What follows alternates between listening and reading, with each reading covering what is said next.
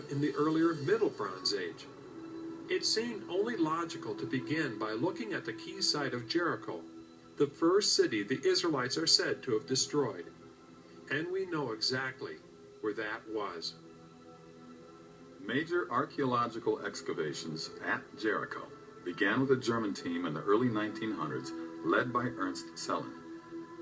This was followed by a British team headed by John Garstang in the 1930s. At the time of their digs, both Salomon and Garstang believed they had uncovered a layer of destruction that matched the biblical story. However, things took a dramatic turn when Kathleen Kenyon dug at Jericho in the 1950s. She demonstrated that there was no evidence for a destruction of Jericho matching the biblical account because she dated the demise of the city much earlier. A wave of skepticism began to sweep across the field of archaeology. In an instant, Kenyon's discoveries at Jericho had undermined the entire Exodus story. She was expecting that if there was any evidence there at all, it would be in what we call the late Bronze Age. And it simply isn't there. If the Israelites had arrived in the 13th century, they'd have found almost nobody there, no walls to collapse. It just wouldn't have fitted the biblical narrative.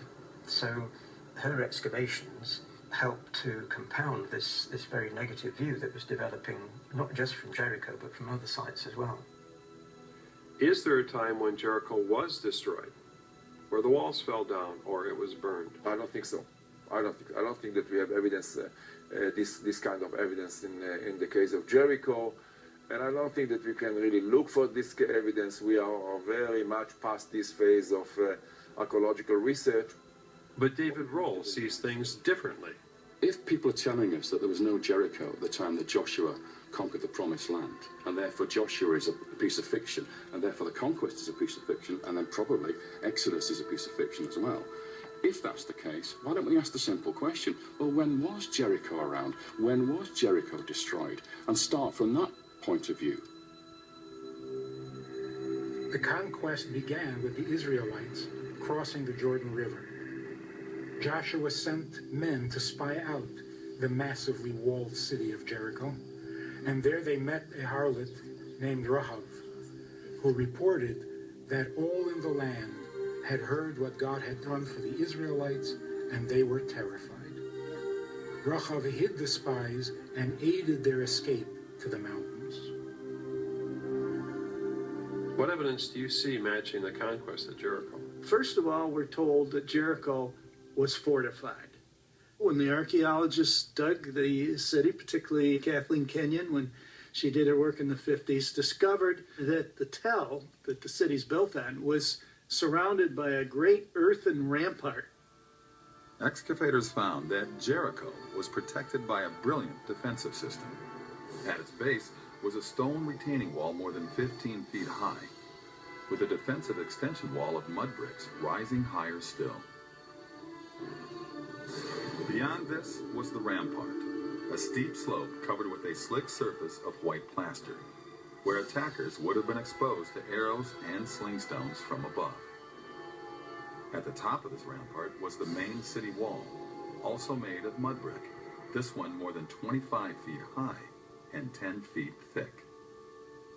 Imagine the dread and the desperate panic of the people of Jericho. Day after day for 6 days, the people of Israel are walking around their city with the Ark of the Covenant and the sounding of ram's horns. Then on the 7th day, they encircle the city 7 times, and the priests give a long blast on their horns. The people let loose with a mighty shout. The walls come tumbling down.